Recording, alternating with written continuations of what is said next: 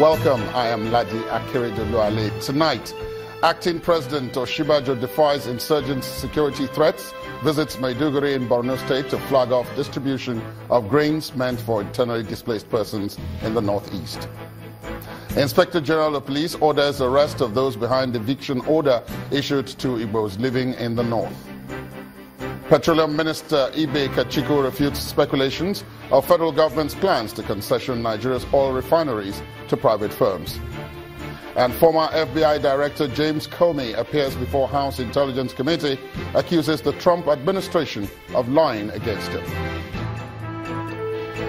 And on business news tonight, Nigeria's labor productivity increases 10.8% year-on-year, boosted by improvements in agriculture. And on sports news tonight, Super Eagles coach Gernot Rohr to field altered lineup for Saturday's AFCON qualifier against South Africa following injuries to key players. From Abuja, Senate President Bukola Saraki's council opens defense on no-case submission in false declaration of assets trial at Code of Conduct Tribunal.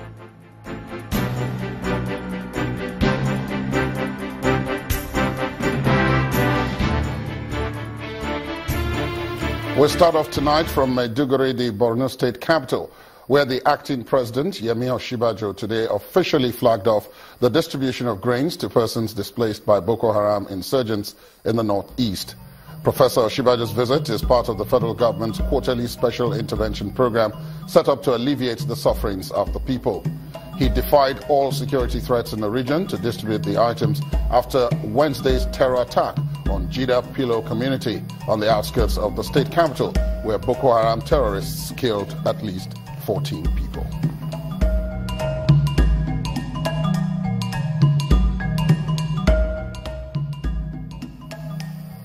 The Inspector General of Police, Ibrahim Idris, has read the Riot Act to members of the Arewa youth and all other tribal groups in the country, saying the police will not allow any group or individuals to threaten the peace and unity of the country. Mr. Idris was speaking at a World Press Conference held in Abuja, where he gave a stern warning that no individual, person or groups will be allowed to compromise the security of the nation.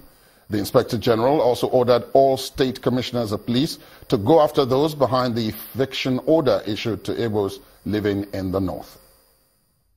It is no longer a tea party for the coalition of northern youths who issued an eviction notice to Igbos in the north.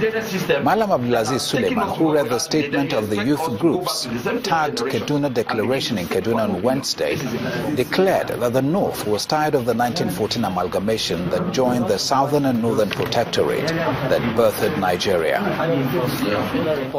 But the Kaduna state government will have none of that, as the government ordered the immediate arrest of leaders of the youth groups. The spokesman of the government assures every resident of the state that nobody can tamper with their freedom to reside where they choose, just as he urged them to ignore the threats from the northern youths.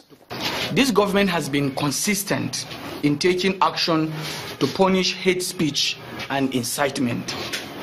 People who may feel unhappy about irresponsible comments or actions that have taken place in other states must know that two wrongs cannot make a right, and they cannot use our state to do or say things that threaten peace of the Federal Republic of Nigeria. At a conference with commissioners of police and other senior police officers in Abuja, the Inspector General of Police reads the Riot Act to all tribal groups. Another group have come up now to issue threats to some people, groups in this country.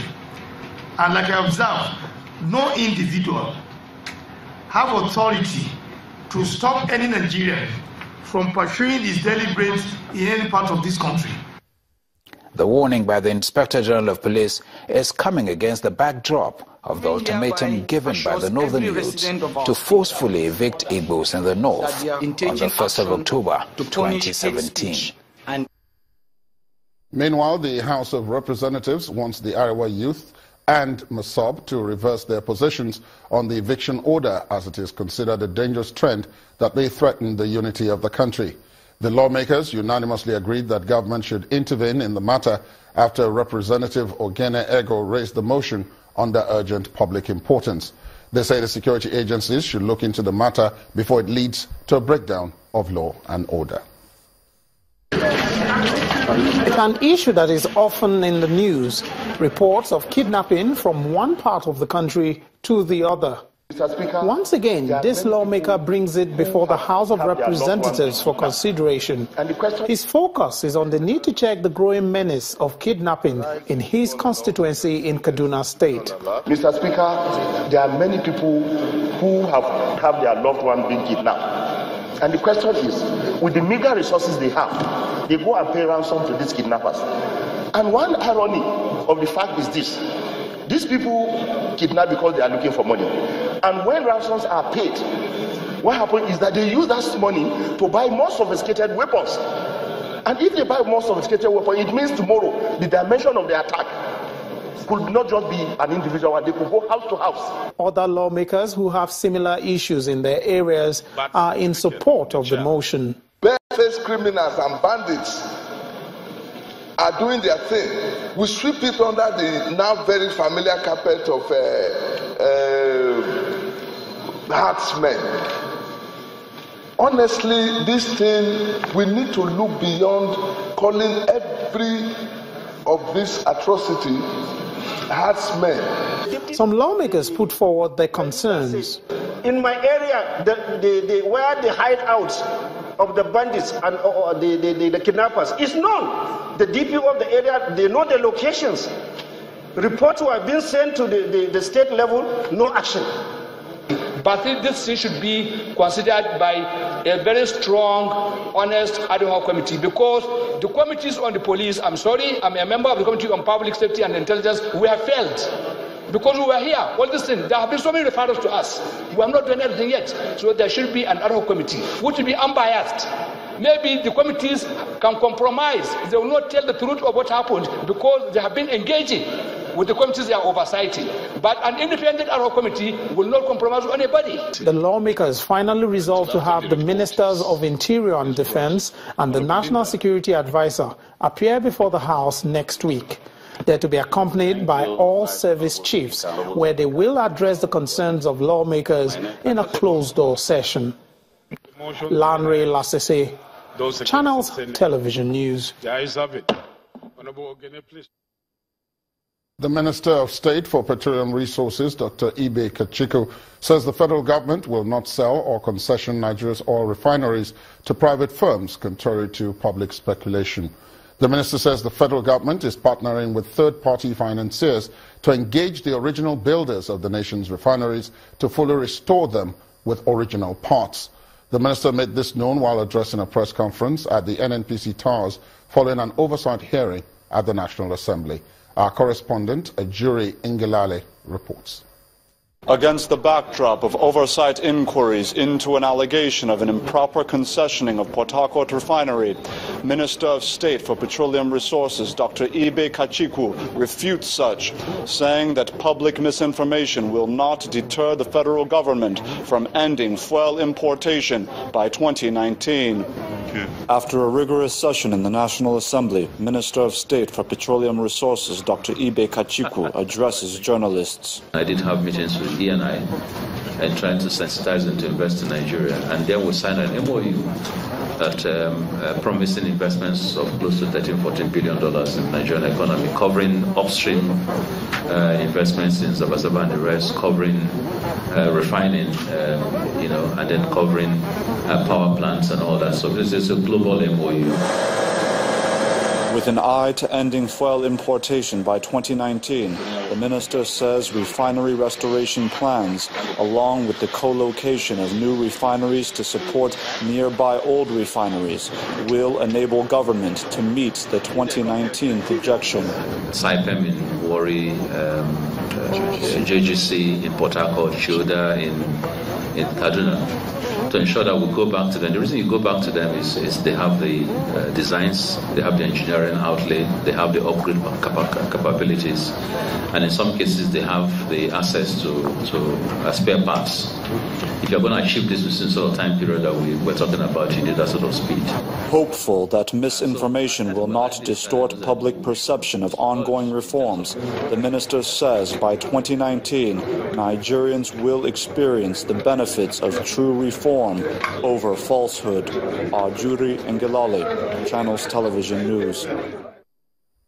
The Senate has rejected a report on a bill which has been generating controversy across the country, seeking to establish a national road fund. The bill contains a request for an additional 5 naira fuel levy as one of the major sources of financing the fund. The sponsor of the bill, Senator Kabir Gaya, at Thursday's plenary denied plans to introduce an additional 5 naira fuel levy, pointing out that the proposed 5 naira is to be deducted from the existing template of 145 naira per litre of fuel. But the Senate stepped down the report to enable other relevant committees go through its contents.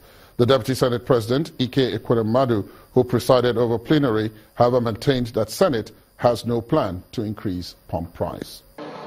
When reports filtered out that the Senate Committee on Works was proposing a bill which would introduce an additional 5 naira fuel levy, criticism was swift from different quarters. Nigerians voiced their displeasure over any increase in fuel price. The report, which proposed the additional 5 naira fuel levy for funding road infrastructure, was presented at Thursday's legislative proceedings. The report is on a bill to establish the National Road Fund. The chairman of the Committee on Works made some clarification on the bill. You know, last week there was a lot of issues raised in the state. Some of the journalists raised and put the matter that we are increasing 5 naira. I think it is really misunderstood. We are removing 5 naira from the current 145 naira tax rate. But a lawmaker disagrees with Senator Gaya. The assertion that the 5% has already been captured in the template is not entirely correct. There is always a template that determines the pump price of petroleum products. And the only consideration there is fees charged for petroleum equalization. Now, adding or taking another 5 naira from imported fuel and taking also 5 naira from the locally refined product is going to, add pressure, to the already improvised common man. The Senate came out with its position on the matter. Senate has no intention whatsoever increasing the pump price. Meanwhile, the Senate Committee on Customs has invited the Minister of Finance, the CBN Governor, and the Customs Controller General to explain the reason for leakages in revenue from the Nigeria Customs Service. The chairman of the committee, at an investigative hearing, says the country has lost 32 trillion naira from leakages in the Nigeria Customs Service. Our economy can also be rescued to some of the anomalies that have characterized revenue collection processes and the payments by importers and stakeholders are identified and blocked. The Senate in May expanded the number of committees investigating revenue leakages in the Nigeria Customs Service after the Customs Committee alleged that trillions of naira was lost between 2006 to 2017 in leakages from the Nigeria Customs Service. Linda Kibe, Channels Television News. In part two, after the break, EFCC releases list of beneficiaries of the alleged $115 million bribe allegedly offered by former Petroleum Minister Diezani Alison Madueke towards manipulating the 2015 polls. Do stay with us.